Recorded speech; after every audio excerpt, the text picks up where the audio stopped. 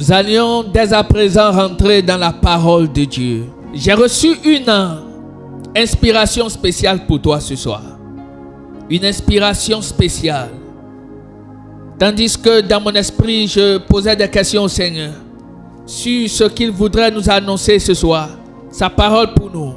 Alors le Seigneur m'a dit, parle-leur ce soir de ce qu'il ne faut pas faire en une fin d'année et en début d'année. Peuple de Dieu, Dieu parle et il parle dans les détails. Si tu crois au prophétique, tu dois croire en la voix de Dieu qui donne des détails sur certaines choses. Dieu parle de certaines choses auxquelles tu ne peux jamais penser. Tu ne peux pas te dire que Dieu peut dire ces choses, mais en réalité, il peut parler ainsi. Il y a des types de révélations, quand tu les entends, tu te dis que c'est charnel. Même un humain peut dire ça. Mais Dieu aussi parle des fois ainsi. Parce qu'il y a des détails qui nous échappent. Et je déclare ce soir sur ta vie au nom de Jésus. Plus de détails qui t'échappera au nom de Jésus. Aucun détail ne t'échappera encore.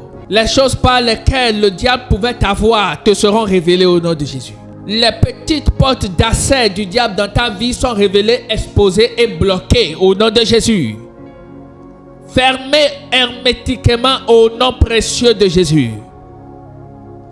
Alors, peuple de Dieu, notez-le bien. Que faut-il faire en fin d'année? Ou du moins, qu'est-ce qu'il ne faut pas faire en fin d'année?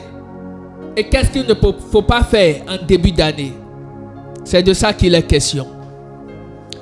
Je veux te dire que la fin d'année est une période différente des périodes ordinaires. C'est une saison différente des saisons ordinaires. C'est une période de transfert. C'est une période de transaction. C'est une période où on rend compte. C'est la période où le monde des esprits est plus actif que ce que tu ne penses. La fin de l'année et le début de l'année, c'est la période où les esprits sont encore plus mobiles entre le monde spirituel et physique que ce que tu ne penses. Je prie tandis que tu entends le son de ma voix.